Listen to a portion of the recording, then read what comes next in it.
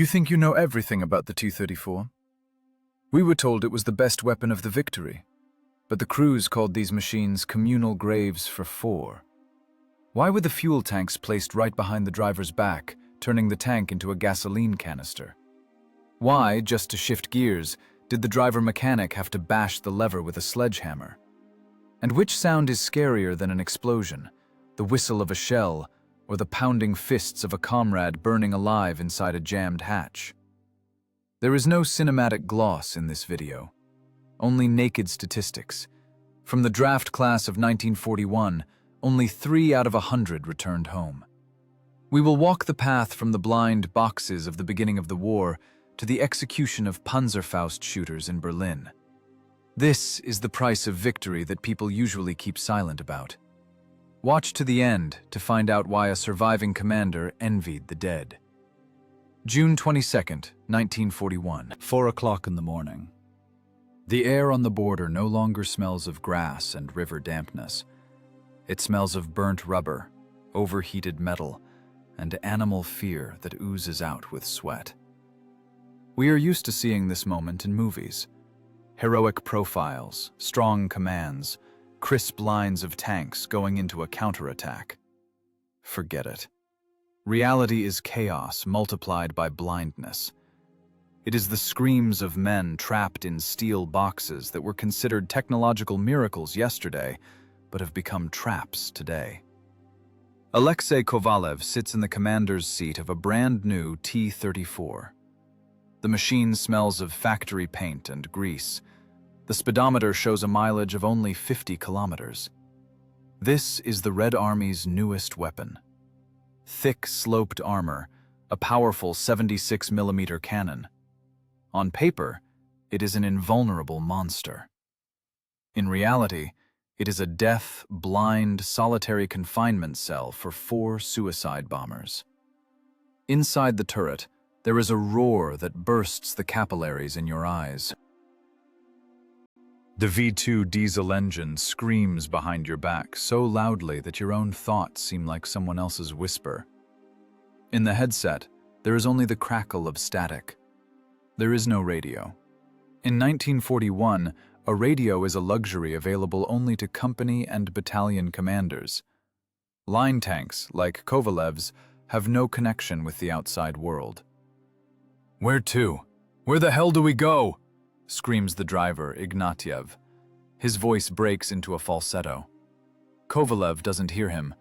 He reads his lips reflected in the triplex. He tries to look through the periscope, but the cheap plexiglass is cloudy, greenish, distorting the world beyond recognition.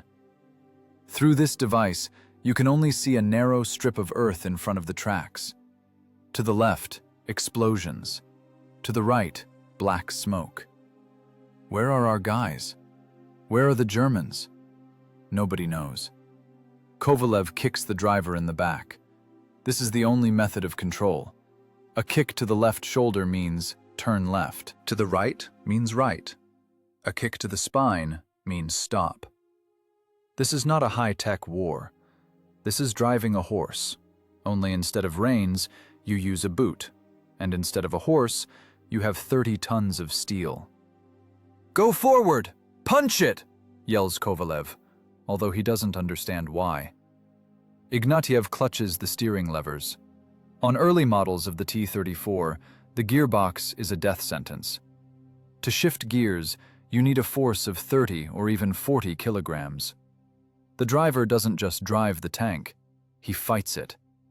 After an hour of such a march, his hands shake so much that he can't roll a cigarette.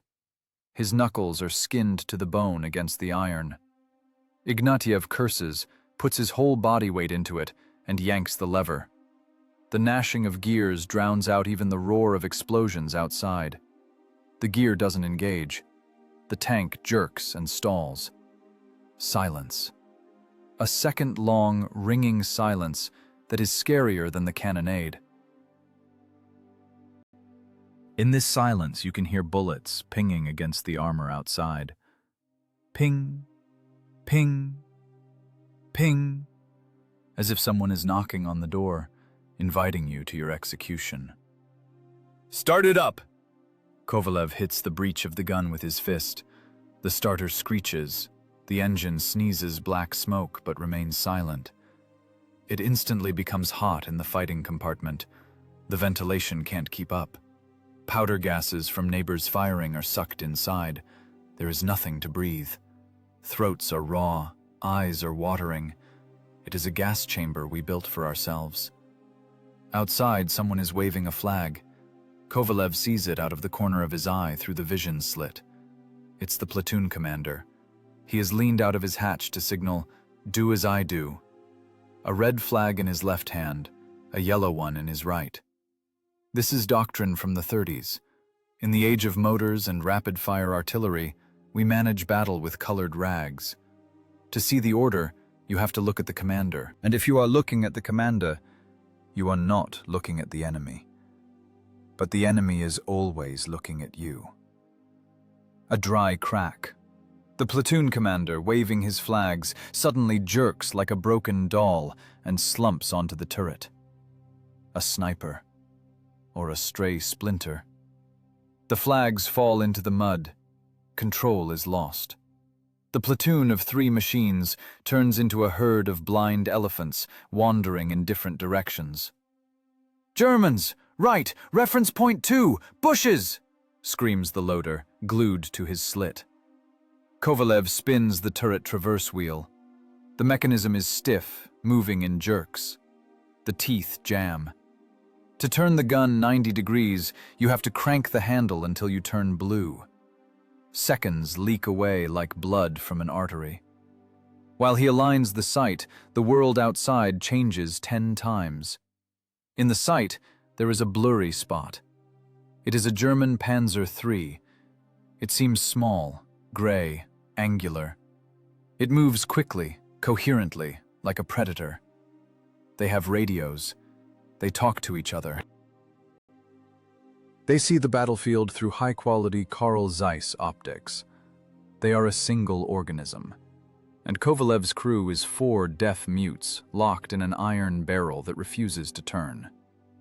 "Armor piercing," commands Alexei. The loader, a young guy named Petrov, drops the shell on the floor. The floor is slippery with oil. The shell weighs more than 6 kilograms. Petrov lifts it with trembling hands and shoves it into the breach. The clang of the shutter sounds like a shot to the temple. "Ready!" Kovalev stomps on the firing pedal. Shot. The tank shudders as if hit by a sledgehammer. Flames flash inside the turret, instantly devouring the oxygen. This isn't an enemy hit. It's the recoil of their own gun. The casing falls with a crash into the catcher, filling the cramped space with acrid smoke. Their ears ring so hard it feels like the eardrums have burst. "Did we hit?" shouts Petrov. Kovalev doesn't know. The view is blocked by a cloud of dust and smoke from their own shot. The fan on the turret roof hums, but it's useless. The smoke stands like a wall. They are completely blind. And in that moment, the answer comes. Impact. It's not a sound. It is a physical sensation when the world turns upside down. A blow of such force that teeth clatter against each other, and the salty taste of blood appears in the mouth. The tank is tossed up. Ignatiev, having finally engaged the gear, smashes his head against the triplex. The helmet doesn't save him. A lump instantly swells on his forehead. "Are we hit?" squeals the radio operator gunner, who was sitting below and hadn't seen the light of day at all. Kovalev pats himself down. Arms are there. Legs are there. The tank is humming, vibrating, but the engine is working. "Ricochet," wheezes Alexei. "The armor held." A German shell of 37mm caliber hit the front plate, left a dent there, but didn't penetrate. The sloped armor saved them. Saved them for now. Physics is on their side. But their psychology is already broken. They are alive, but they understand nothing. They are driving into nowhere, firing into the milk, and waiting for the next blow. For them right now, war is not strategy or tactics. It is a cramped box smelling of urine. Someone in the crew couldn't hold back from fear during the impact. Burnt residue and hot oil. "Back! Back up!" commands Kovalev, realizing that in the smoke they are now exposing their side. Ignatiev leans on the levers again. He is crying. A healthy man, a collective farm tractor driver, is sobbing from impotence and strain, yanking the jammed lever. "It won't go! The bitch won't go!" Kovalev looks at his hands. They are shaking. A fine, nasty tremor that is impossible to stop. It's not cowardice. It is the organism's reaction to vibration and adrenaline levels off the charts. There are no thoughts of the motherland, of Stalin, of duty in his head. There is only an animal desire to open the hatch and jump out into the cool morning, to escape this iron grave. But you can't open the hatch. Outside is death. Inside is a postponement of death. The tank jerks and begins to crawl backward, blindly, crushing bushes with its tracks, and maybe even its own infantry. Who can tell under the treads? This is Alexei Kovalev's first battle. He doesn't know yet that 4 years of such hell lie ahead of him. He doesn't know that he will survive today only because the Germans have cannons that are too weak for now. He thinks the worst has already happened. He is wrong. The worst is not the noise, and not the blindness. The worst will begin when the armor stops saving them, and the metal starts behaving like a liquid. But for now, they are simply retreating, backing away, the engine growling, leaving behind on the border the burning hulks of their comrades who never managed to engage the right gear. July 1941. Dust grits on the teeth like broken glass. The heat is such that the armor heats up to 60 degrees. If you lean against it with a bare arm, it will leave a burn. Inside the tank, the temperature exceeds 40. It's no longer just a machine. It's an oven, in which the crew, soaked in sweat, diesel, and fear, is slowly baking.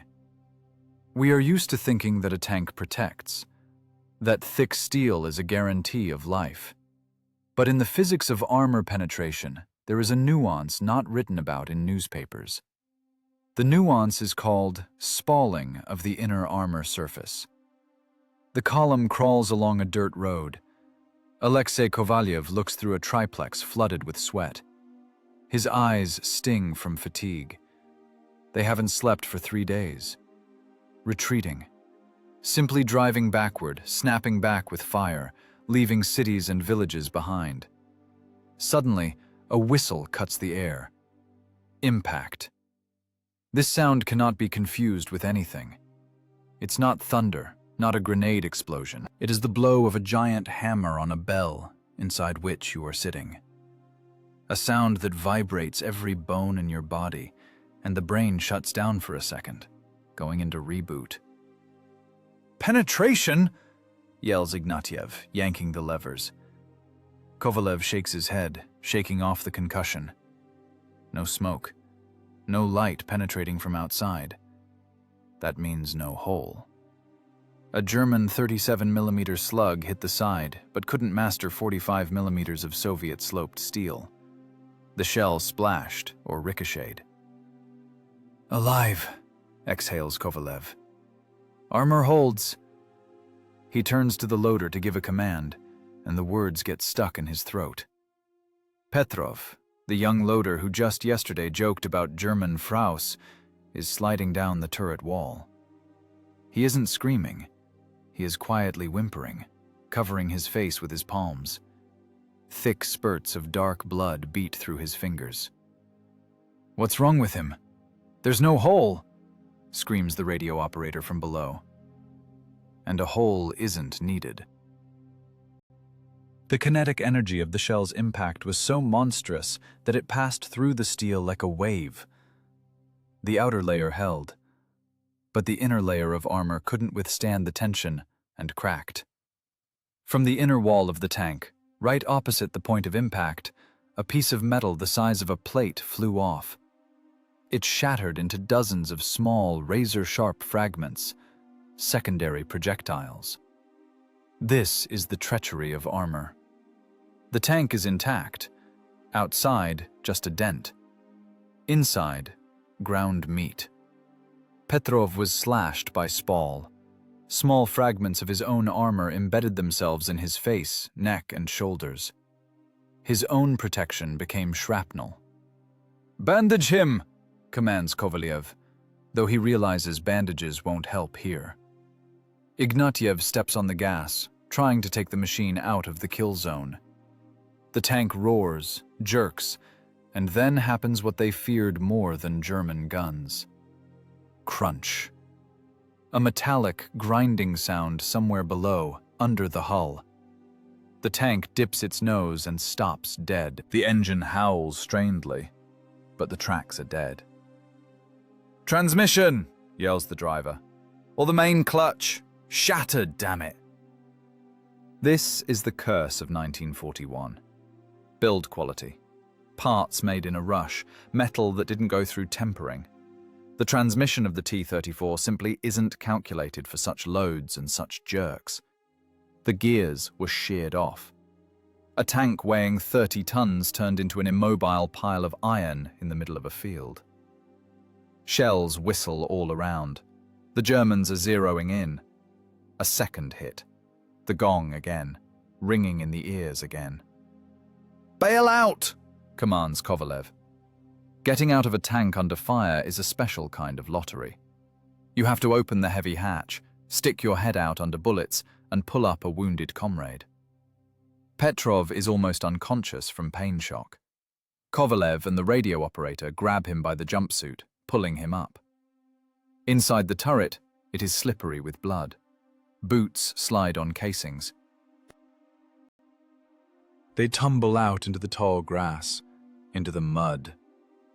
The earth seems like a soft feather bed after the hard metal. They drag Petrov into a crater.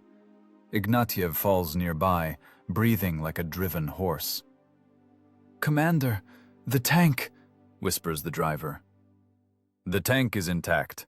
The gun works. The rack is full of shells." Kovalev looks at his machine. It stands majestically and menacingly.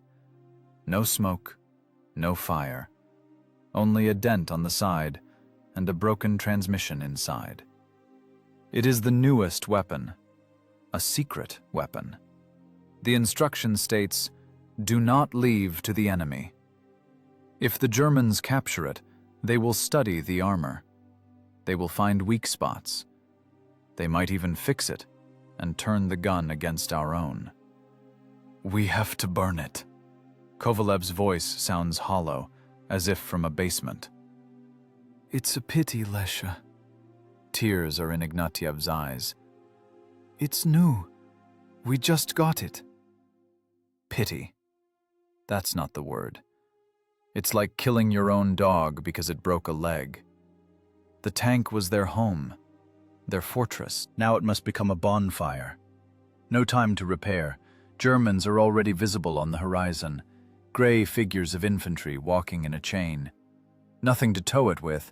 Other tanks are either burning or already gone. Kovalev takes out a grenade, a regular hand grenade, F1, a lemon. He climbs onto the armor again. Every movement is difficult. The body protests, demanding to lie in the earth and not stick out. He climbs into the hatch. Inside smells of Petrov's blood. This smell, metallic, sweet, will now eat into his memory forever. Alexei opens the transmission compartment. It's hot there. Smells of hot oil. He tears off the fuel line. Diesel starts dripping onto the red-hot metal of the engine, sizzling, releasing white, acrid smoke. But that's not enough. Diesel ignites poorly, unlike gasoline. He pulls the pin of the grenade. The prongs unbend reluctantly. Fingers don't obey. "Forgive me, brother," he whispers to the iron. He throws the grenade into the fighting compartment, right onto the shell rack, and dives out head first. A fall into the mud. Seconds of silence. 3, 4. The explosion inside the enclosed space sounds dull, guttural. The hatches jump.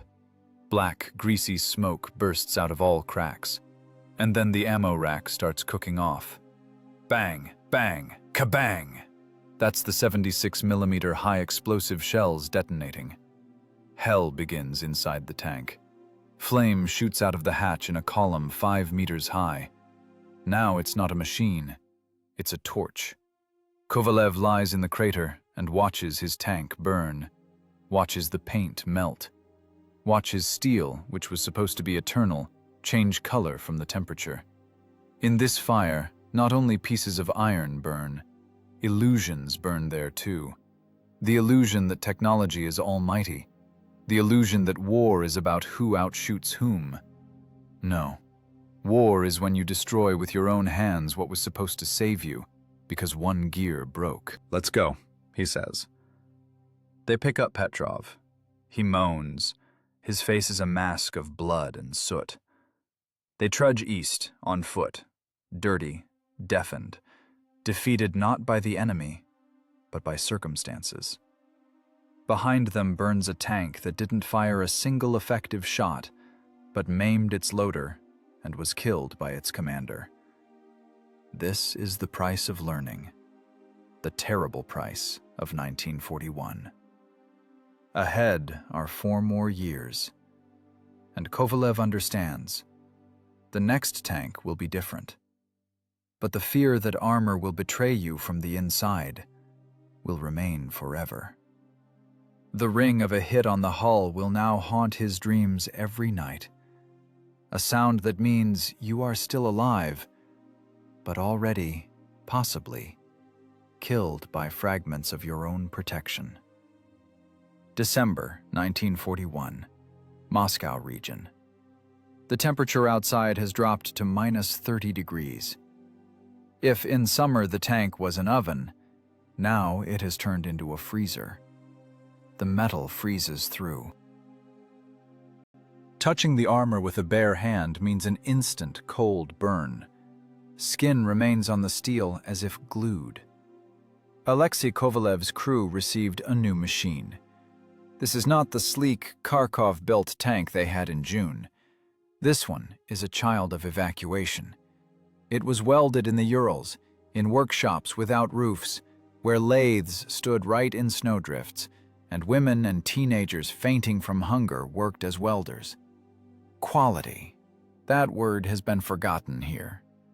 Welding seams are rough, bumpy, like scars. Armor plates are poorly fitted. In the joints between the turret plates and the hull, gaps gape open. Through these gaps, icy wind blows into the fighting compartment, and snow dust gets in. The tank is leaky. That's not a figure of speech. You sit inside and see a strip of light where there should be monolithic protection. But this rough, hastily tailored machine has one advantage that overrides all the wretchedness of assembly. It's the heart. The V2 diesel. On the German side of the front, there is silence. Their vaunted gasoline Maybachs have frozen. The oil in their engines has turned into shoe polish. To start a tank, Germans build fires under the hull, risking burning the machine. But the Soviet diesel, rough and unpretentious, comes alive from compressed air. "Air!" wheezes Kovalev. Hiss. The hiss of the pneumatic start. 12 cylinders turn over with a strained groan, spitting clouds of blue, stinking smoke from the exhaust pipes. The engine roars. The vibration warms. This is the only warmth they have. Stoves are not provided in tanks. The crew is dressed in whatever they found: quilted jackets, sheepskin coats, felt boots. They look like clumsy cabbage heads squeezed into an iron can. They are going into an attack near Moshaisk. The field is white, clean, lethally beautiful. Craters and corpses are visible as black blotches on the snow. Inside the turret, The tightness is such that claustrophobia begins, even for those who never suffered from it. The turret of the early T-34, model of 1941, has the nickname Pirojok, patty. It is narrow, flattened from the sides. There are only two people in it, the commander and the loader. Kovalev is both commander and gunner. This is a design idiocy that costs thousands of lives. Instead of commanding the tank, watching the battlefield, and coordinating actions with neighbors, the commander is forced to glue his eye to the sight and crank the aiming wheels. He sees only a narrow sector of fire. What happens to the left, right, behind, he doesn't know. He is blind. "High explosive!" screams Alexei. His voice drowns in the roar of the motor and the clatter of tracks. The loader, a new guy, a Siberian named Semyonov, shoves him with his elbow. In the cramped patty, they rub backs, shoulders, elbows. Every movement is a struggle with space. To get a shell from the rack on the floor, Semyonov has to bend into a pretzel, risking getting hit in the side by the breech recoil. The breech part of the cannon flies back half a meter when fired. If you hesitate, it will break your ribs or tear off an arm. Shot. The casing falls underfoot with a ring. Powder fumes eat the eyes. The fan on the roof can't keep up, and it makes more noise than it draws anyway. Impact. The tank shudders. A shell exploded right on the armor, next to the turret ring. The armor is not pierced, but the shockwave and fragments found that very weak spot, the slit of a defective weld seam. Through a microscopic breach between the turret and the hull, small splashes of molten metal and fragments of the shell casing fly inside. Semyonov doesn't scream. He just grunts strangely and slumps down onto the shell crates. Kovalev turns around. In the semi-darkness of the fighting compartment, lit only by a dim bulb, he sees the loader's face. The left half of the face is missing. A fragment that flew into the hole of the factory defect worked like a guillotine. Blood spurts like a fountain. It floods the gun breech, mechanisms, Kovalev's knees. Hot, thick liquid instantly begins to cool on the icy metal, turning into a brown crust.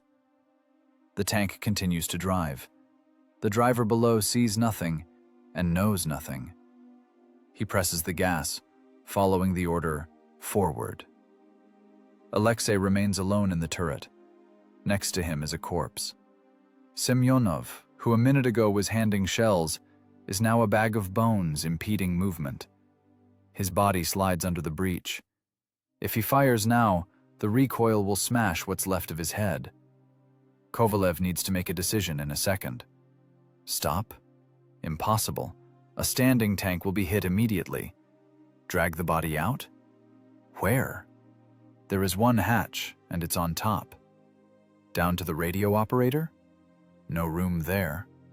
Alexei grabs the body by the collar of the quilted jacket. The heavy, limp corpse weighs near 100 kilograms.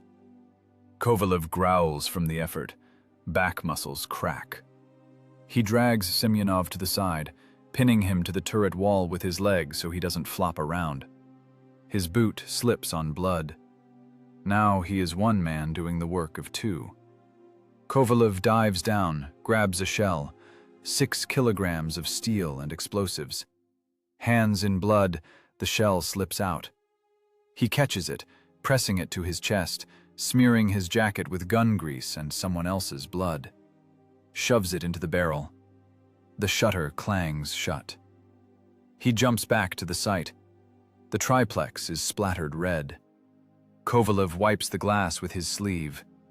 The blood smears, freezing into a film. The world in the sight becomes crimson.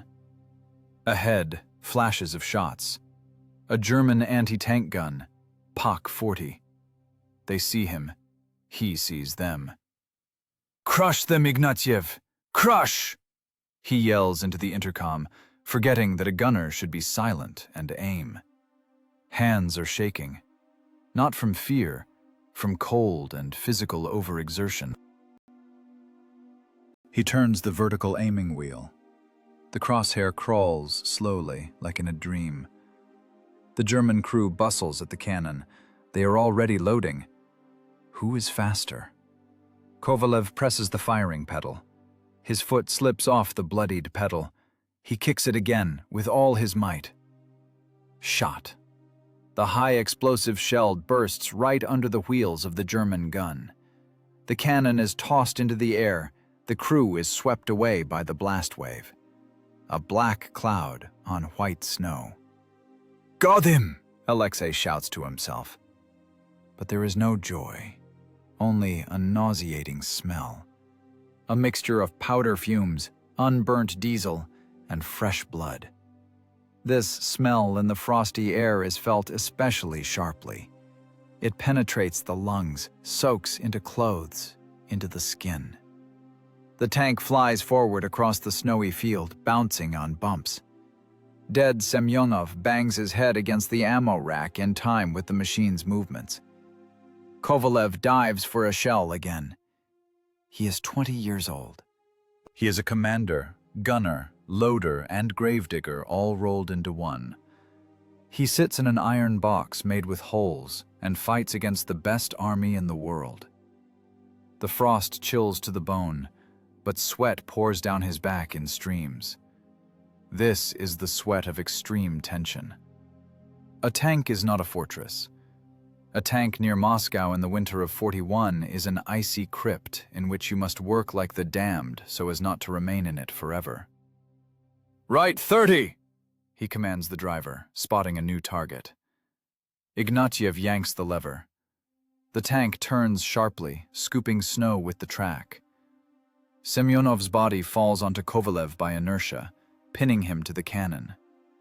Alexei roughly pushes the dead comrade away. No time for piety. Right now, the dead are ballast. War here loses its human face. Only mechanics remain. Load, aim, fire, repeat. And try not to freeze to death before a slug hits you. By evening, when the battle dies down, they will be picking the frozen body out of the turret with crowbars, because blood holds tighter than cement in the frost. But that will be later. And now Kovalev looks into the crimson sight and searches for the next target, trying not to notice Semyonov's glassy gaze fixed on him from the darkness of the corner. May 1942. The Kharkov pocket. The steppe trembles from heat haze and thunder. This is no longer an organized retreat like in '41. This is a rout. Thousands of people, hundreds of vehicles, carts, cannons, everything mixed into one dusty, bloody mess, rolling east to the dawn. Alexei Kovalev guides his T-34 through a sunflower field. The sunflowers are tall, bright, indifferent to death. They slap against the armor, get stuck in the tracks. Inside the tank there is an unbearable stench. It is the smell of unwashed bodies, red-hot oil, and fear that has fermented into dull apathy. Tank model of 1942. Simplified. Rough. But its main problem is not the quality of welding. The main problem is the layout. Designers, chasing range, placed fuel tanks right in the fighting compartment. Vertical steel boxes with diesels stand along the sides, right behind the backs of the driver mechanic and the radio operator. The crew sits inside a fuel canister. To the left, 130 liters of death. To the right, another 130. The side armor in this place is only 40 millimeters. For a German long-barreled 75 millimeter gun, this is paper. "Dust on the left! Tanks!" screams the new gunner into the laryngophone. Kovalev turns his head. Through the side triplex, he sees gray silhouettes emerging from the ravine. German Panzerfausts. They are moving to intercept, trying to cut off the path to the crossing. "Turn left! Short halt!" commands Alexei. But a tank is an inertial machine. While the driver pulls the lever, while the clutch grabs the disc, seconds pass. The side of the machine ends up exposed to a hit at a right angle, the most vulnerable projection, the most terrible place. Flash on the horizon. The sound of the shot hasn't arrived yet, but the shell is already here. Impact. This time the sound is different, not ringing like from a ricochet, and not dull like from a high explosive. It is the sound of tearing metal, a grinding turning into a squelch. The slug stitches through the 40mm side armor like cardboard. But it doesn't just fly inside, it hits the fuel tank exactly. A hydrodynamic shock tears the tank to shreds. 100 liters of diesel instantly splashes inside the fighting compartment. Diesel fuel is hard to light with a match, but when a red-hot piece of steel flies into it at a speed of 800 meters per second, the physics of catastrophe occurs. The diesel sprays into a fine suspension, into a mist. A moment of silence. The crew is doused in fuel from head to toe. Eyes, mouths, clothes, everything in greasy, stinking liquid. And then a spark. Maybe from wiring, maybe from the red-hot shell itself. Pop. This is not an ammo explosion. This is a volumetric explosion of the fuel mixture. The air inside the tank instantly heats up to 1,000 degrees. Oxygen burns out in a fraction of a second. Ah! The scream of 4 men merges into one. The flame here isn't red. It is white, blinding. It is everywhere. There is no place to hide. You are inside a bonfire. Kovalev feels his oil-soaked jumpsuit ignite. Hair vanishes with a crackle. Eyebrows, eyelashes, everything burns instantly. The skin on the face tightens and bursts. "Hatches, out!" He doesn't hear his voice. His larynx is scorched by superheated air. Instinct works faster than reason. The body seeks an exit on its own. Kovalev pushes the heavy turret hatch. It is red hot. Palms stick to the metal. But there is no pain. Nerve endings are in shock. He tumbles out onto the armor, engulfed in flames. He falls into the dust, into the sunflowers, starts rolling on the ground, beating down the fire. The earth is cold, saving. He gasps, coughs black soot. Next to him falls the driver. He looks like a burning torch. He spins like a top, howling in an inhuman voice. Kovalev rushes to him, throws earth on him, beats the burning cotton with his hands. The fire hisses and goes out, leaving smoking meat. They lie there, gasping for air. Above them, flames roar. The tank has turned into a furnace. From the open turret hatch, a column of fire shoots 3 meters high. The draft is such that a hum is heard, like in a wind tunnel. And then they hear a scream. The scream comes from inside. It is the radio operator. His hatch on the front plate is jammed. Or he was wounded by fragments during penetration. Or he simply lost consciousness from the blow, and now woke up in hell. "Brothers! Help! Brothers!" The voice is ringing, full of horror and pain. He isn't asking, he is begging. He beats his fists against the armor from inside. Dull, rapid blows. Thud, thud, thud. Kovalev jumps up. He rushes to the tank.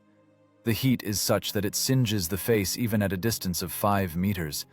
It is impossible to approach. Diesel gushes from the hole in the side, flooding the tracks, and burns, creating a wall of fire around the machine. "Hatch! Open the hatch!" yells Alexei, trying to shield himself with his sleeve. But you can't approach. Physics is merciless. The combustion temperature of diesel in an enclosed volume melts duralumin engine parts. Anyone who enters this circle of heat will burn alive before even touching the armor. The screams inside change. It is no longer words. It is a howl. A drawn-out, high-pitched howl of a creature being eaten alive. Kovalev stands and watches. He sees black smoke pouring from the bow machine gun. He knows that there, behind the armor, his comrade, with whom he shared a rusk this morning, is now turning into charcoal. The blows on the armor become less frequent. Thud, thud, thud. Then silence. Only the hum of the flame and the crackle of bursting metal. Alexei falls to his knees. He is shaking. Vomit rises to his throat. He looks at his hands, skin red, blistered, black with soot. But he is alive.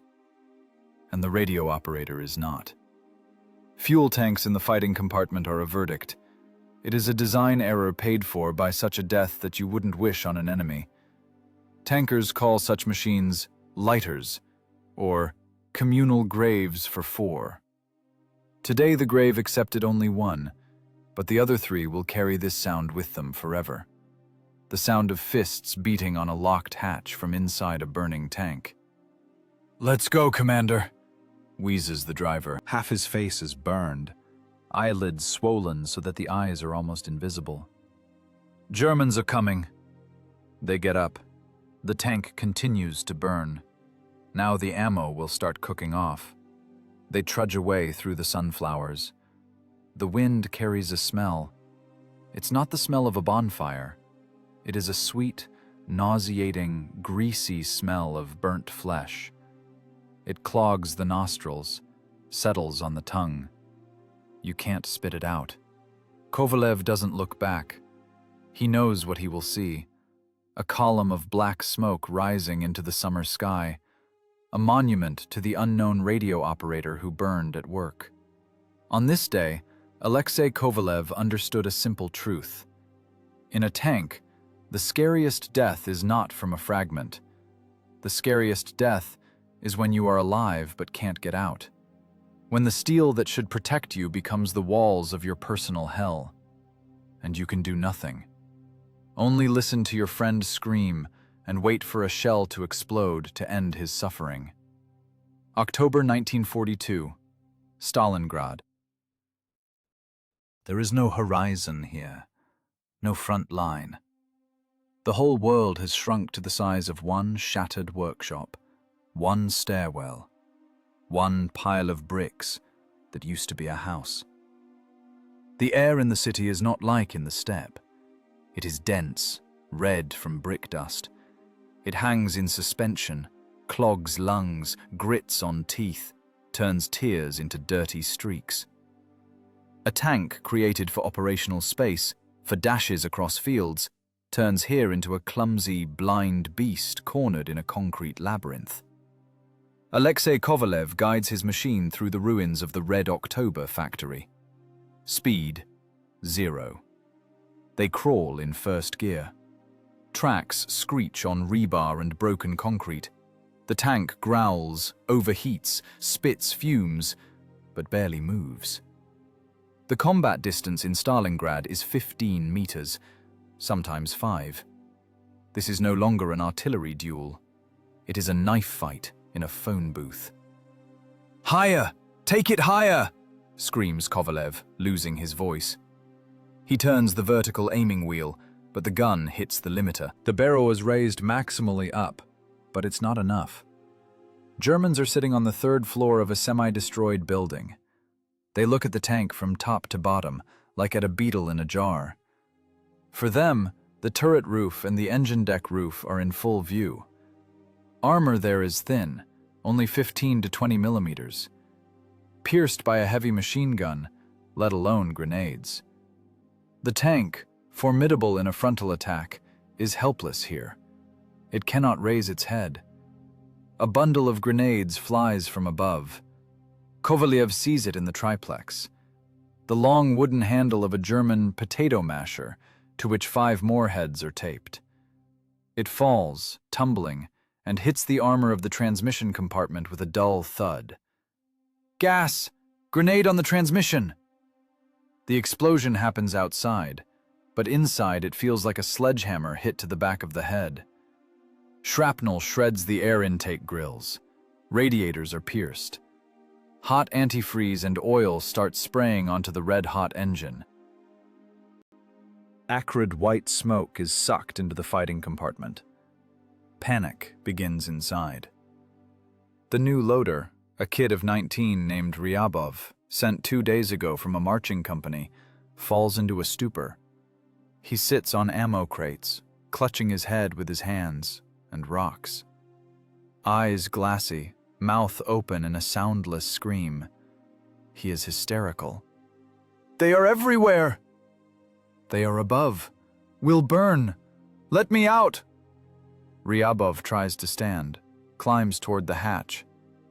In urban combat, opening a hatch is death. Snipers work on the glint of eyes in the vision slit. Anyone who sticks out will get a bullet in the forehead in a second. Kovalev turns around. It's hard to swing in the cramped turret. He hits the loader with the back of his hand, hard, a backhand slap. The blow lands on the teeth. Ryabov's head snaps back, hits the breech. "Sit down, damn it," growls Alexei. "Load!" Pain and the taste of blood bring the kid to his senses. His gaze focuses. Fear hasn't gone anywhere, but now it's not paralyzing horror, but the working fear of a galley slave. He grabs a shell, shoves it into the barrel with shaking hands. "High explosive ready!" Kovalev doesn't see the target. Dust from the explosion blocked the view. He shoots intuitively, into the breach in the wall from where, it seems to him, the grenade was thrown. A point-blank shot at brickwork is a catastrophe. The blast wave reflects off the walls and hits back at the tank. The machine rocks. A cloud of red dust covers them overhead. Now they are absolutely blind. "Back! Back up!" commands Kovalev to the driver. The driver here is suicide bomber number 1. Statistics in Stalingrad are cruel, like a tribunal verdict. Driver, mechanics, and loaders live on average 2 or 3 attacks. If the commander in the turret has at least some view, the driver looks at the world through a narrow slit in the hull front. In the city, this slit gets clogged with mud in a minute. He drives by touch, guided only by the commander's kicks to his back. The tank backs up, breaking the remains of a brick fence with its stern. The screech of metal on stone is such that it sets teeth on edge. Suddenly, a dull thud on the turret roof. Thump, thump. Someone is walking on the tank. Horror rolls down the spine like an icy wave. It's not a shell. It's German infantry. They jumped from the second floor right onto the armor. Now they are on the roof. They stomp with boots overhead, like owners. The crew hears metal clanging outside. Germans are trying to open the hatch. The latches hold from inside, but the very realization that the enemy is within the thickness of an armor plate drives them crazy. "Machine gun! Raise the machine gun!" yells Kovalev. But the bow machine gun only looks forward. The coaxial machine gun is paired with the cannon and also cannot shoot vertically up. The tank, this 30-ton killing machine, cannot throw 2 infantrymen off itself, just like an elephant cannot crush a fly on its back. They hear something clink against the armor. The triplex glass cracks. A German is hitting the observation devices with a rifle butt or a sapper shovel, blinding the commander completely. "They'll shove a grenade in the hatch! They'll shove it now!" squeals Ryabov, breaking into a falsetto again. Kovalev draws his TT pistol. He aims the barrel at the turret ceiling, at the hatch.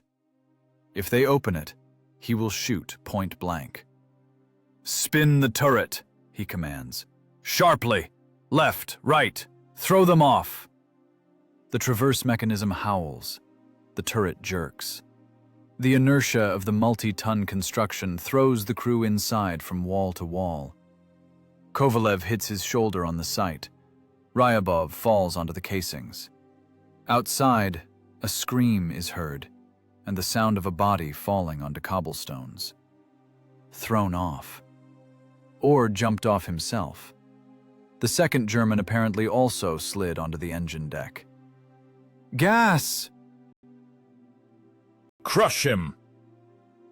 The tank tears off, grinding debris with its tracks. Kovalev doesn't know if they crushed anyone or not. He doesn't care. The main thing is to break distance, get away from walls that shoot. They burst out into a small square. It's a bit lighter here. Smoke dissipates. Inside the tank, it smells not only of gunpowder and diesel, it smells of urine. Someone couldn't hold it. Nobody laughs. In Stalingrad, this is normal. Physiology takes its toll here. Kovalev looks at his men. Ryabov sits on the floor, smearing tears mixed with dirt over his face. His hands shake so much he can't get a cigarette into his mouth. The driver lies on the levers, head on his arms. He is alive, just no strength left. They survived. Right now. In these 5 minutes. But Kovalev knows the arithmetic of war. Loda Ryabov will be killed tomorrow, or the day after. The driver will likely be torn apart by a mine when they run over it with the belly. The armor there is thinnest, only 20 millimeters. Alexei himself will live a bit longer because the commander has a cupola, albeit a wretched one, and experience. But in the city, a tank is not a predator. It is prey. A large, noisy, warm target, visible and audible a block away. "Check the water," wheezes Kovalev. "If the radiators are leaking, we're finished. The engine will seize in a kilometer." He wearily leans against the gun breech. Emptiness in his head. Only ringing in the ears, and the feeling that the walls of houses around are closing in like a coffin lid. Stalingrad is a meat grinder, and they are the meat, which is still resisting, turning gears and snapping back with fire. Outside, a machine gun starts working again. Ping, ping, ping on the armor. War gives no lunch breaks. Need to climb back into this red cloud of dust where death waits on every floor. July 1943. The Kursk salient. Prokhorovka station. If hell exists, on this day it moved to earth, to the Belgorod steppe. There is no day or night here. The sun is hidden behind a wall of dust and soot rising a kilometer up. Nothing to breathe. The air is heated to a state where every breath burns the larynx. Alexei Kovalev looks into the triplex. The world outside is gray. Dust raised by thousands of tracks turned day into twilight. The earth trembles with a fine, nasty tremor that sets teeth on edge. Tanks are coming. Hundreds of ours and hundreds of Germans. Avalanche against avalanche. But this is not a knight's tournament. This is a beating. By the summer of '43, the legendary T-34 was obsolete. What was a miracle in '41 became a target. The Germans got Tigers and Panthers. Their frontal armor is 100 millimeters of excellent Krupp steel. Our 76 millimeter cannon is like peas against a wall for them. "Range 1200! Shouts the gunner. "Visual on targets! Tigers!" Kovalev sees them. They stand on a hill like gray, angular cliffs. They don't maneuver. They don't need to. Their 88 millimeter guns are converted anti-aircraft guns. They punch through a T-34 clean through from 1.5 kilometers. And for Kovalev to even scratch a Tiger, he needs to get within 400 meters. From the side. 1 kilometer of death. A whole 1,000 meters of empty space that needs to be crossed under aimed fire. "Forward! Full throttle!" Battalion Commander Orlov's voice thunders in the headphones. Orlov's machine is on the left, about 30 meters away. On the turret, white number 201. Orlov is an old soldier, fought at Kelkin Gol, taught Alexei not to fear fire, taught him to listen to the engine. Now his tank flies over plowed earth, throwing clods of black soil from under the tracks. Speed is the only armor they have left. If you stop, you are a corpse. If you drive slowly, you are a corpse. You have to fly, praying that the German gunner misses. Around them, black buds of explosions blossom. Slugs whistle so thickly it seems the air has become solid. "Armor-piercing!" yells Kovalev. "Ready!" The tank jumps on a rut. Shooting on the move is a lottery. The shell goes wide, raising a fountain of earth in front of the German line. They close the distance. 800 meters. 700. Kovalev sees one of the Tigers slowly, lazily turning its turret in their direction. The muzzle brake looks straight into the soul. Flash. Impact on the ears. The shell passes a meter from Kovalev's turret. The airwave is so dense that Alexei bangs his head on the sight. "Missed, you bastard!" squeals the driver. "Fire!" commands Alexei. They shoot. Distance 500 meters. The shell hits the Tiger's forehead. Clang! The sound of ricochet is heard even through the engine roar. A sheaf of sparks. The shell goes into the sky, leaving only a gray scratch on the German armor. The Tiger didn't even shudder. This feeling of powerlessness is scarier than fear. You hit him, and he laughs. Your gun, the short, weak F-34, cannot bite through his hide. You are going against a bear with a penknife. "Orlov, brake left, into the ravine!" screams Kovalev into the laryngophone. But Orlov doesn't turn. He goes head-on, trying to draw fire to himself to give the young crews a chance to flank. It is suicide, and he knows it. The German gunner is cold-blooded. He doesn't hurry. He has excellent optics, a soft trigger, and a powerful turret traverse motor. He chooses a target. He chooses Orlov. Kovalev sees it in slow motion. The Tiger belches flame. The long barrel recoils. The shell flies for a fraction of a second, but Alexei manages to understand. This is the end. The impact lands exactly under the turret ring of machine number 201, in the most vulnerable spot where the turret joins the hull. There is no explosion. There is an instant deconstruction of matter. An 88mm slug tears the turret of Orlov's tank off the ring. 10 tons of metal are tossed into the air like a lid from a boiling pot. From the opened gut of the hull, a column of fire shoots up as high as a 5-story building. The ammo detonated. Instantly. All 70 shells at once. The turret falls next to the hull, barrel into the ground, like a grave cross. "Commander!" yells Kovalev. In the ether, only static. No one could survive. No bodies remained there. Only ash and melted buttons remained. Orlov, who taught him to drink pure alcohol without grimacing, who showed photos of his daughter, vanished. Annihilated. Tears blur eyes, but there is no time to wipe them. "Beast!" growls Alexei. "Beast!" Rage floods consciousness with red. Fear is gone. Only the desire to sink teeth into this gray German steel remains. "Ram! Ignatiev, ram him!" he yells. "We won't make it!" shouts the driver. "Gun! Hit the tracks!" This is the only chance. Break the Tiger's track, immobilize it, turn it into a pillbox, and then go into the side and shoot point blank from 10 meters into the fuel tanks. Kovalev's tank rushes through the smoke of the burning battalion commander's machine. They fly through thick, black fumes. Soot settles on the face. The smell of burnt meat and metal hits the nose, causing a gag reflex.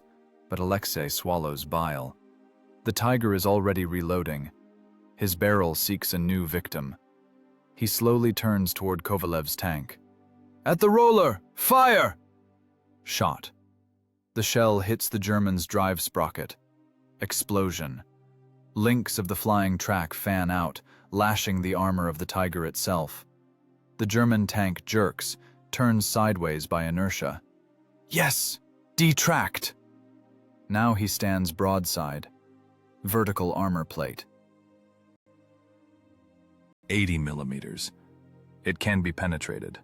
Must be penetrated. But Kovalev has an empty breech. "Load! Faster!" The loader drops the shell, hands in oil. The shell rolls on the floor. Seconds stretch like rubber. The tiger rotates its turret.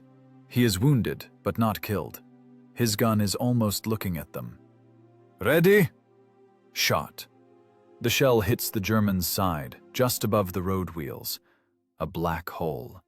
A puff of smoke escapes from the tiger, then flame. They punched through. The gasoline Maybach engine flares up instantly. The German crew starts pouring out of the hatches like peas. Kovalev presses the trigger of the coaxial machine gun. A long burst mows down figures in black overalls. No pity, no chivalry. For Orlov, for 41, for the burning boxes behind. They rush past the burning tiger in clouds of dust. The battle continues. The field is burning. Hundreds of torches to the horizon. Alexei leans back in his seat. He is shaking with a major tremor. He looks at his hands. They are black, clenched into fists so tight the knuckles are white. They won this specific duel, but the price? The price lies 100 meters back, in the form of a torn-off turret with the number 201. Technical backwardness is paid for with the blood of the best. To burn one tiger, you have to lose 3, 5, 10 T-34s. You have to sacrifice teachers so that students have time to get to dagger range. Today, Alexei Kovalev aged a whole lifetime. He understood. Heroism is not when you are not afraid. Heroism is when you understand that your gun is weak, your armor is thin, but you still press the gas because there is nowhere to retreat behind your back. And ahead are thousands of kilometers, and new beasts even scarier than these. And something needs to be done about this. Otherwise, only death notices will remain of the tank troops. We need a new tank. We need a new caliber. Or we will all lie down here as bones in this black soil. 1944, spring. Ukraine transitioning into Belarus. The earth here is rich, black, soaked with melted snow and ash. The Germans are leaving, but they aren't just retreating. They are leaving a desert behind. Scorched earth tactics. The horizon is shrouded in smoke. Villages burn, farmsteads burn, fields burn. Along the roads stand black stove chimneys, the only thing remaining of huts. People hang on poles with signs on their chests. This landscape births in the soul no longer fear, but cold, calculating hatred. Emotions have burned out. Only work remains. And for this work, Alexei Kovalev finally has a suitable tool. T-34-85. Outwardly, it looks like the old machine, but the essence has changed. The turret became large, spacious, 3-man. Now there are 5 people in the crew. 5. This means Kovalev no longer works for 3. He doesn't spin aiming wheels, skinning hands to blood. He doesn't load the gun, straining his back. He is the commander. His job is to think, observe, and command. Above his head is a commander's cupola. This is what they dreamed of since 41. Not cloudy triplexes, but a full 360-degree view. The glass blocks are clean, transparent. Kovalev sees the battlefield not as a narrow strip of death, but as a panorama. He sees the threat before it shoots, And most importantly, the caliber. 85 millimeters. A long anti-aircraft gun barrel squeezed into a tank turret. This is no longer a pop gun. It's an argument. Reference point 4, barn. Visual on exhaust smoke. The gunner's voice in the helmet sounds clear. Now they have a new radio station that works, instead of making noise. Kovalev glued himself to the instruments. A kilometer away from them, among the smoldering ruins of a cowshed, stands he, the tiger. That same beast that was an invulnerable deity of death at Kursk. He stands in ambush, covering the column's retreat. His gray side with a cross is barely visible through the smoke. A year ago, seeing a tiger at such a distance, Kovalev would have had to scream, "Smoke! Retreat!" or go into a suicidal attack, trying to close the distance to a pistol shot. A year ago, this kilometer would have been a death sentence, but now it is 1944. "Armor piercing," commands Alexei, calmly, without hysterics. "Ready," responds the loader. Now this is a separate person who does nothing but feed the breach with shells. Rate of fire has increased. "Range 1,000, lower edge, fire!" The tank jerks. Recoil from the 85 caliber is powerful, solid. The machine squats on the suspension like a boxer taking a hit. The sound of the shot is dry, whip-like, rolling across the field. A second of shell flight. Time for the heart to beat twice. Flash on the tiger's armor. Before, it would have been a ricochet, a sheaf of sparks, and the laughter of the German crew. But the new shell bites into the German steel. Kinetic energy is enough to smash through the side even from a kilometer. The tiger shudders. Tankers don't spill out of its hatches. Flame bursts out of its hatches. Ammo rack. The explosion of a heavy machine looks scary and beautiful. The turret weighing 11 tons shifts to the side. Fire devours the invincible cat in moments. "It's burning! Burning, the bitch!" yells the gunner. Jubilation in the crew. They curse with joy, clap each other on the shoulders. They just killed a monster without entering its deadly bite zone. This feeling of superiority intoxicates stronger than schnapps. But Alexei Kovalev is silent. He looks at the burning tiger and feels no joy. He feels bitterness. Bitter as wormwood resentment. Why wasn't this gun there in 41? Why was the cupola installed only now? He remembers Orlov, burned near Prokhorovka. Remembers Petrov with the torn face near Moscow. Remembers the nameless radio operator howling in the fire in 42. They died because their tanks were blind and toothless. They paid with their lives for the time it took designers and factories to make this machine. "Forward," Kovalev says dryly. "Don't sleep. There are plenty more there." The column moves on. Tracks churn mud mixed with German helmets. Now they are the hunters. Roles have switched. German Panzerfausts are now a light snack for them. Tigers and Panthers are worthy opponents, but no longer masters of the situation. The Soviet tank can now snap back, can kill on equal terms. But this strength has a downside: overconfidence. The young driver, intoxicated by the power of the new gun, breaks forward too sharply. "Don't fly!" Kovalev pulls him back. "Stop!" Ahead is a bridge. A wooden, flimsy bridge over a nameless river. Germans mine everything when retreating. Every stump, every threshold, every bridge. The driver brakes at the last moment. The tank dips its nose right before the decking. From under the bridge, from the darkness of the piles, a Panzerfaust flies out. No, just imagined it. It's just a shadow. Or a stray bullet grazed the armor. The crew's psychology has changed. Before, they feared tanks. Now that they have the long arm of the 85 caliber, enemy tanks aren't so scary. Fear has shifted. Now they fear infantry. Little men in gray greatcoats hiding in ditches with grenade launchers. The T-34-85 is an excellent machine for duels in the field. But up close, point blank, the armor is still the same, 45 millimeters. Any anti-tank grenade, any handheld weapon, turns this masterpiece of engineering thought into the same steel coffin as 3 years ago. "Cover infantry, forward!" Kovalev commands into the radio. "Sweep the bushes!"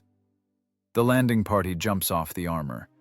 Dirty, angry infantrymen with submachine guns run to the bridge. Bursts ring out, screams, grenade explosion. Path clear. Kovalev wipes sweat from his forehead. Inside the new turret, it is more spacious, ventilation works better. 2 fans suck out gases instantly. Breathing is easier. But the smell of war hasn't gone anywhere. It is the smell of burnt iron that haunts Alexei even in sleep. They are driving west. Now they dictate terms. But every burned tiger, every kilometer of liberated land reminds of the bill that was paid earlier, by millions of tons of burnt metal and millions of burnt souls. "Leisha, look!" the gunner's voice trembles. Along the road, on the shoulder, lies a mountain of shoes. Children's sandals, women's heels, worn-out boots of old men. A huge pile, dusted with snow and ash. No owners. They were taken away or shot. Kovalev clenches his fists.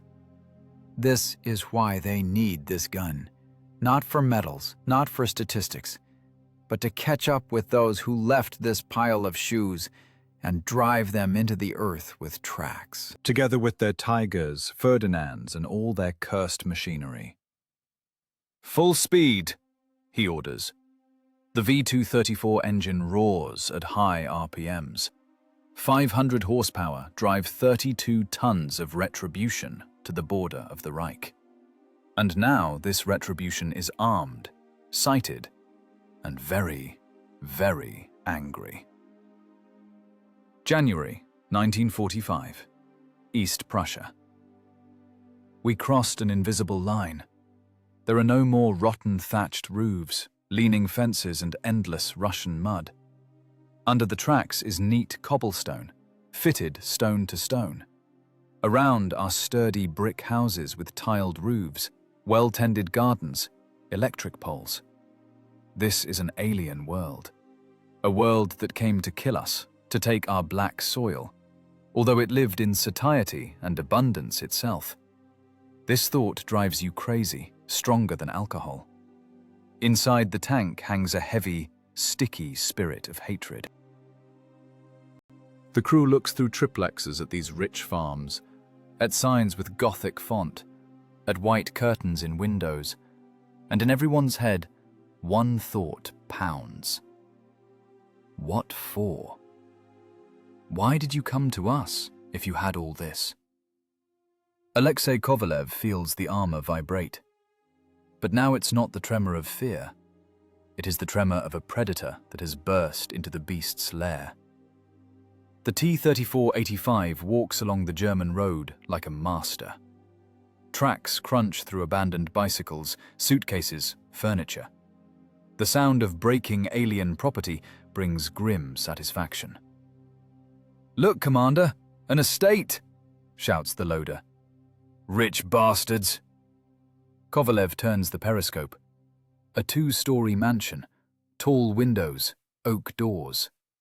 A machine gun fires from a second-floor window. Tracers ping on the turret, chipping paint. "High explosive! Into the window!" commands Alexei. Shot.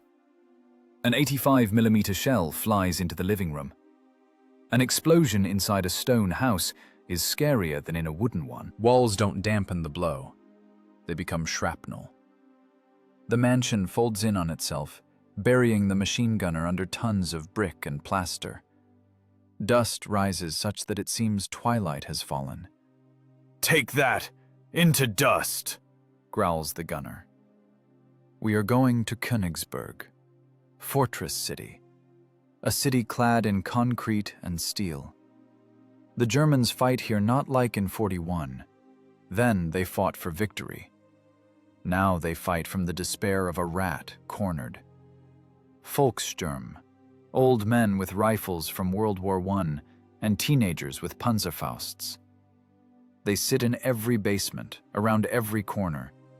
Street fighting in Prussia is a meat grinder for nerves. Distances have shrunk to a minimum again. A tank in a narrow European street is a bull in a china shop. The gun barrel catches house walls when turning the turret. Plaster pours onto the transmission. "Right! Blockage!" yells the driver. The road is blocked by a barricade. A tram car filled with sandbags, overturned trucks, old furniture. Behind it, flashes of shots. "Ram it!" commands Kovalev. "Blow it to hell!" The engine howls. 500 horses tear off the spot. 32 tons of steel crash into the barricade. The screech of metal on metal drowns out the roar of battle. The tank is tossed up. It crushes the tramcar like a tin can. Logs crack, sandbags burst. Tracks, clanking, bite into the pile of debris, roll over it. Behind the barricade, a mess. Crushed crates, flattened helmets. The tank falls onto the asphalt on the other side, raising a fountain of sparks. And then they see them. Right in front of the tank, 20 meters away, a crowd. Not soldiers, refugees. Women in coats, old men with carts, children wrapped in shawls. They froze, seeing the steel monster with a red star that jumped out of the smoke. Their eyes are wide with horror. They don't run. They are paralyzed. Among them are several Wehrmacht soldiers, wounded, unarmed, shuffling in this gray mass.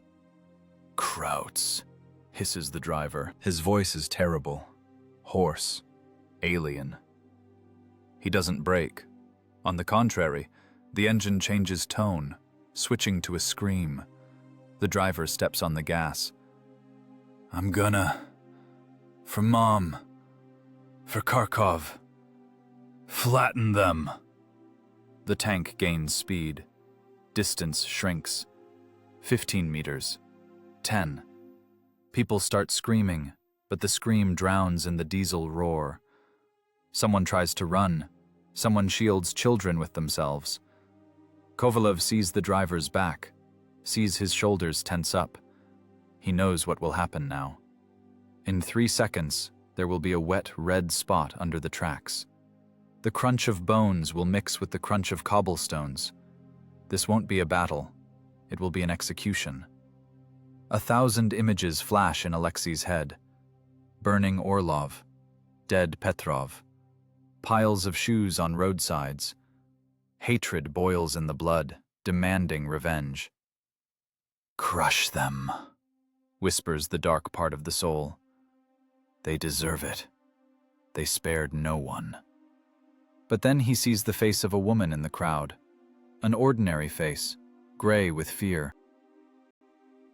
She clutches a bundle to herself, and something clicks inside. Not pity.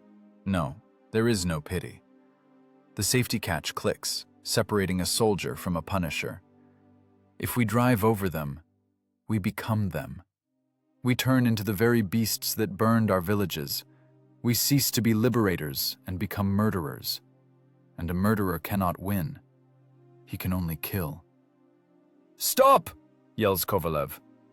The driver doesn't hear. He is in a red fog of affect. The tank flies forward. 5 meters. Kovalev bolts from his seat.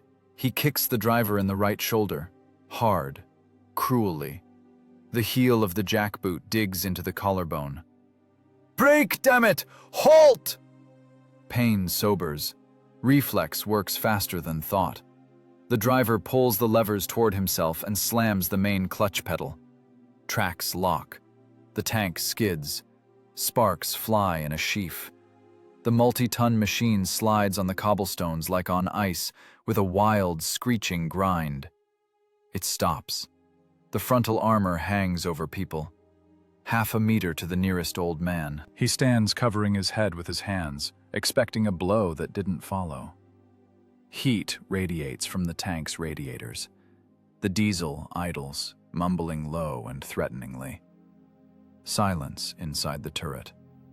Only the heavy breathing of 5 men is audible. The driver slowly turns his head. His eyes are bloodshot, face contorted. "What are you doing, Commander?" he whispers. "They are Fritz's. They are the ones—" "We are not them," Kovalev cuts off. His voice sounds hollow, like from a barrel. "Go around, to the right." "But they're—" "Follow the order," barks Alexei, grabbing his holster.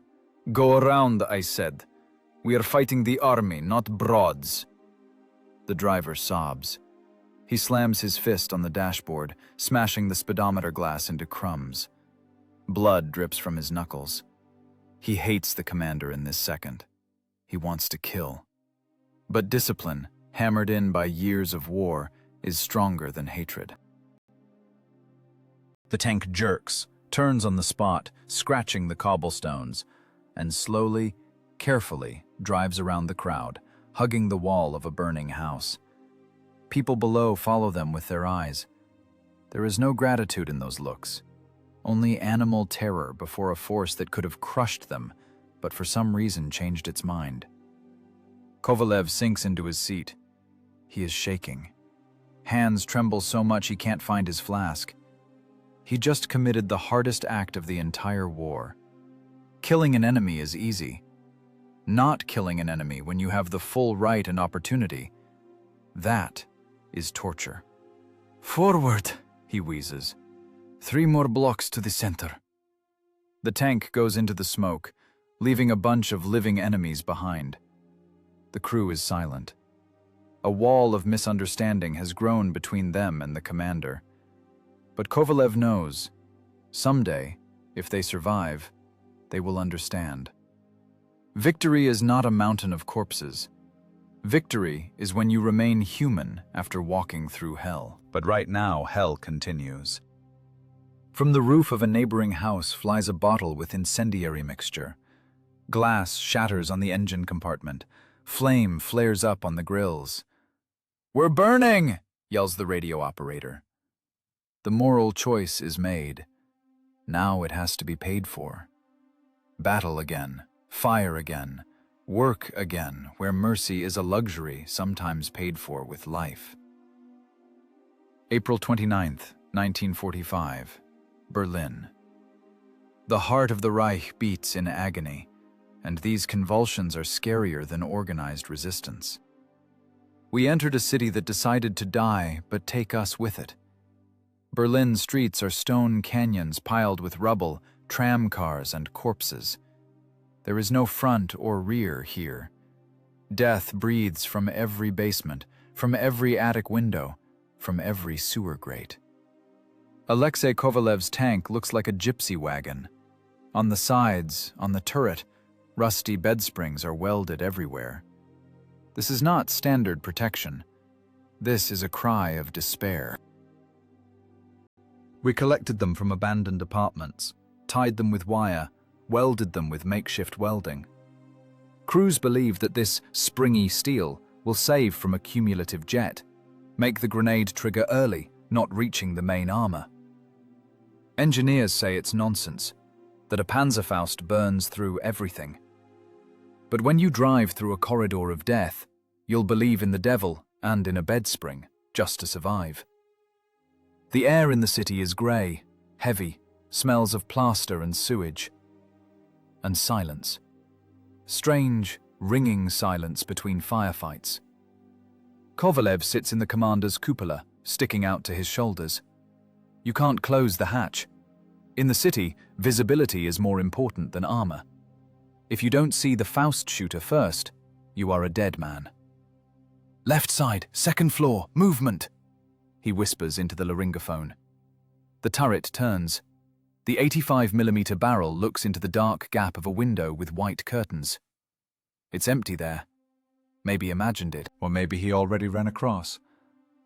The enemy here has changed. These aren't the professionals who burned us near Kursk. This is Volkssturm. Old men with shaking hands and children. Hitler Youth. And that is the scariest thing. Children know no fear. Their brains were washed.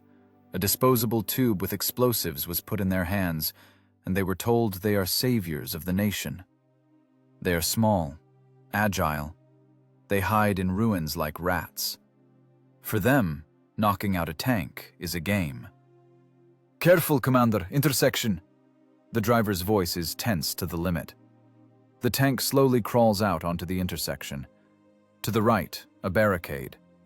To the left, a burning truck. Suddenly, a sound. It's not a cannon shot. It is a whistle. Loud, hissing whistle, similar to the sound of a giant tire deflating. "Faust!" yells Kovalev. He manages to spot a flash in the basement window of the corner house. 15 meters, no more. Impact. The cumulative grenade Panzerfaust doesn't pierce armor with kinetics. It sticks to the side and burns through it with a jet of molten metal and gases accelerated to hypersonic speed. The temperature of the jet is thousands of degrees. The bed spring didn't help. The grenade passed through the springs, hit the turret side right opposite the loader's station. The sound inside is like the pop of a bursting balloon, amplified 100 times. Pressure spikes instantly. Ah! Kovalev is blasted with heat. In the fighting compartment, light flashes, bright as the sun. It's the cumulative jet bursting inside. It passed through steel like a hot needle through butter.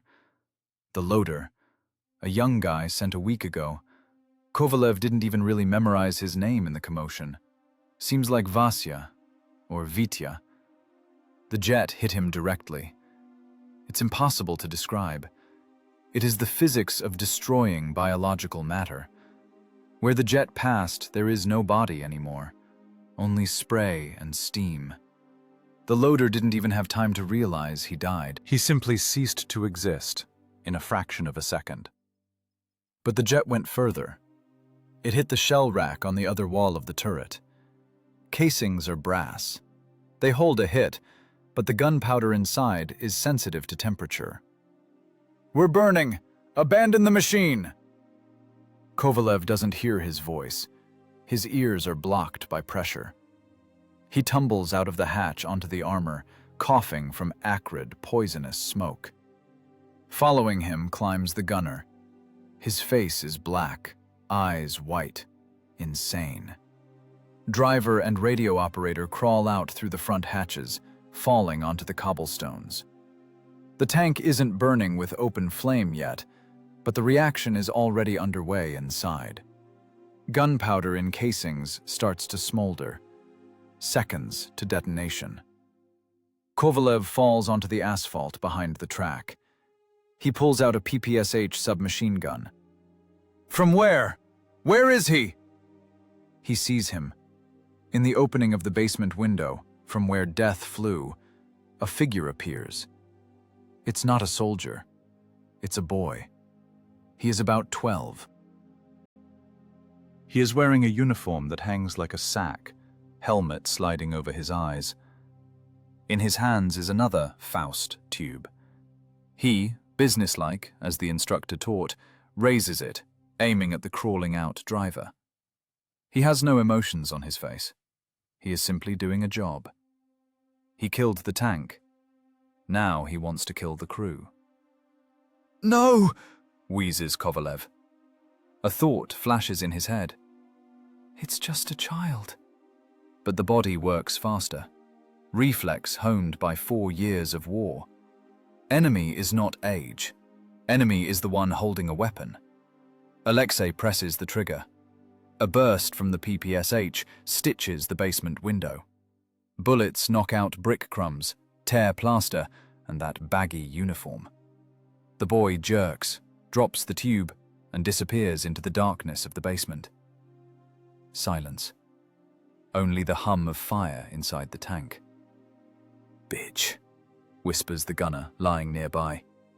"Bitch. War is almost over, and they..."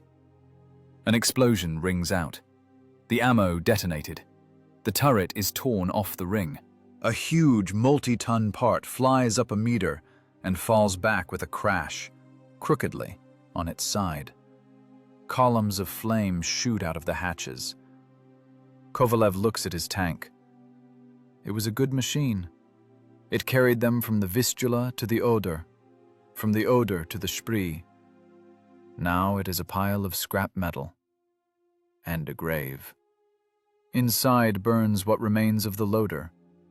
He didn't live to see victory by just 2 days. 48 hours. He walked thousands of kilometers, survived the meat grinder of the Zalo Heights, to die at the hand of a 5th grader in a Berlin alleyway. Alexei looks at the dark basement window. He just killed a child.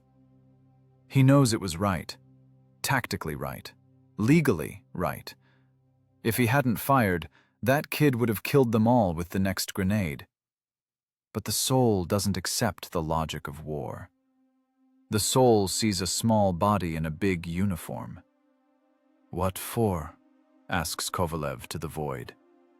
"Why do you send them? Why don't you surrender?" There is no answer. Only the crackle of the burning tank and the smell. That same smell. Burnt rubber, diesel, and the sweet spirit of death. They sit by the house wall, dirty, deafened, deprived of their steel shell. Now they are just infantry, defenseless people in quilted jackets in the middle of a hostile city. Our submachine gunners run past. "Tankers, alive?" shouts a sergeant. "Come with us. The Reich Chancellery is around the corner. Gotta finish the bastards off." Kovalev gets up. Legs are like cotton. He grips the submachine gun more comfortably. Finish them off. Yes, need to finish them off. So that never again, in any generation, do 12-year-old children take grenade launchers in their hands. So that this madness ends. But something inside him died together with that boy. Part of him remained there, on the Berlin pavement, next to the perforated tube of a Panzerfaust. "Let's go," he says to his men. "We'll walk. It's not far." They walk forward, leaving behind the burning skeleton of the T-34-85. Victory is close.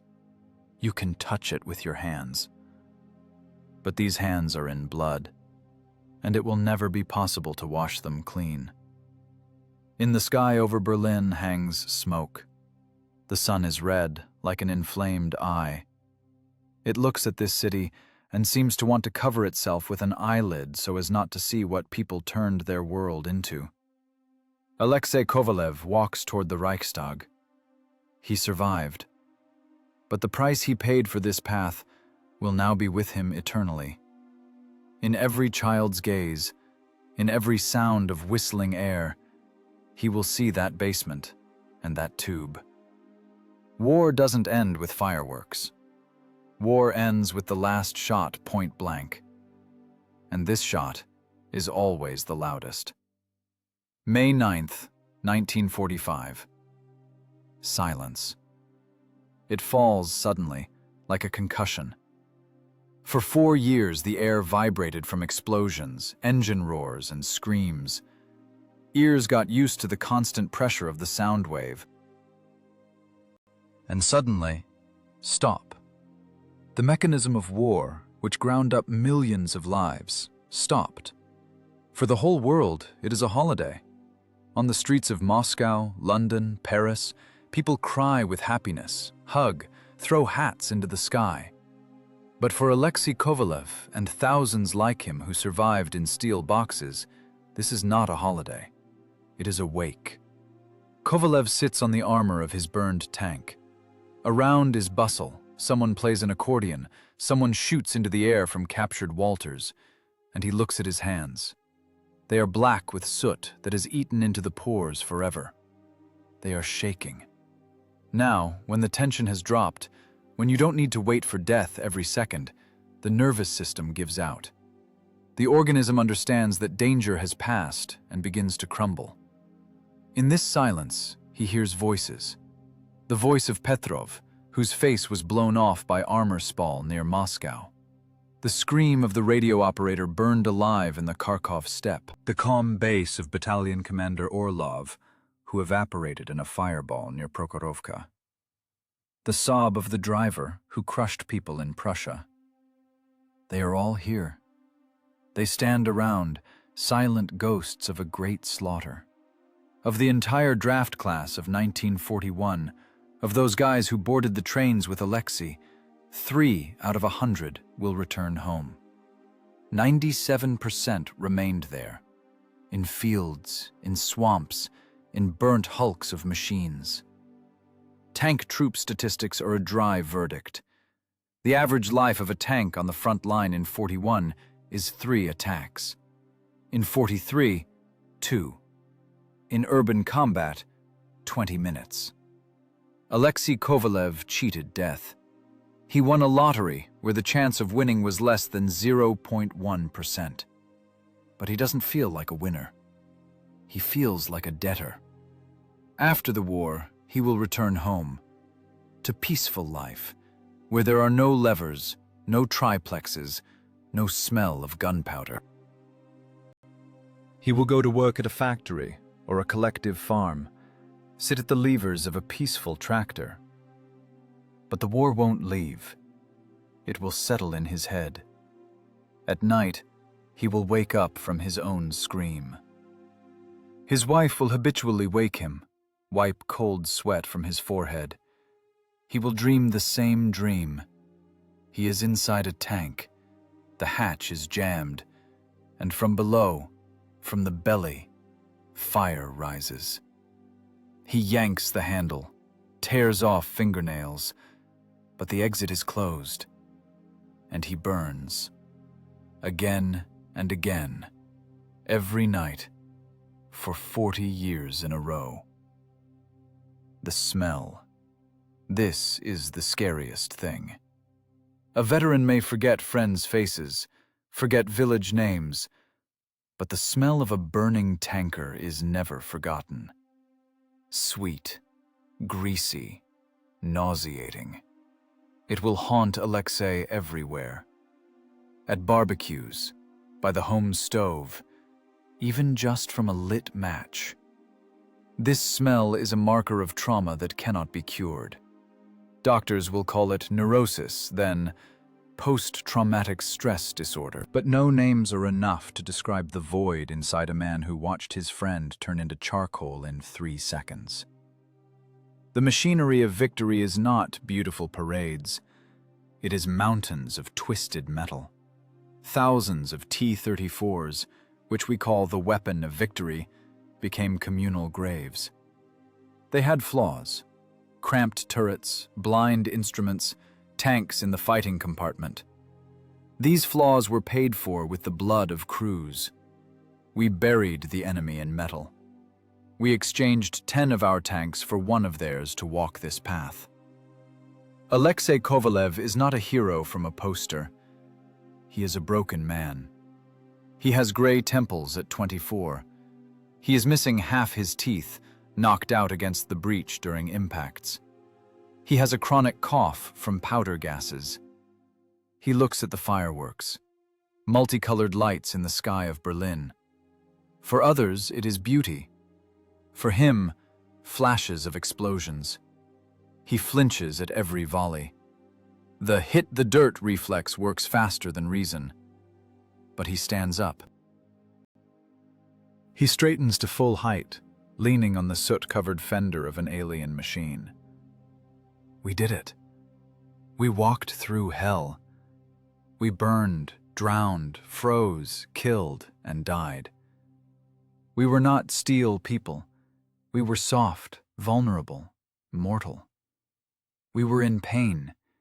We were scared so much we wanted to howl.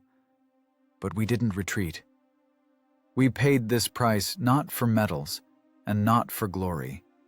Glory doesn't keep you warm in the grave. We paid it so that children wouldn't sit in basements with grenade launchers anymore, so that women wouldn't shield infants from tracks with their bodies, so that silence would not be a pause between battles, but a state of peace. Alexei Kovalev takes a crumpled cigarette from his pocket, lights up. The smoke mixes with the burning of fires. He survived. He will live long, painfully, carrying this war inside him until the last breath. He will build a house, raise children. He will never tell them the whole truth. He will be silent when beautiful movies are shown on TV about brave tankers who easily and merrily beat the enemy. He will know the price of this lie. But today, looking at the burning Reichstag, he knows the main thing. The account is closed. The loan taken from death in 41 is fully repaid. The interest is paid in blood. Live, breathe deeply, rejoice in the sun, the grass, the rain. But never, do you hear? Never think that this came for free. Every quiet day of yours, every breath of clean air, is paid for by the burnt youth of Alexei Kovalev and millions of guys like him, whose names were erased from the armor but remained in eternity. We bought you life at the price of our own death. Use it, but don't forget the check.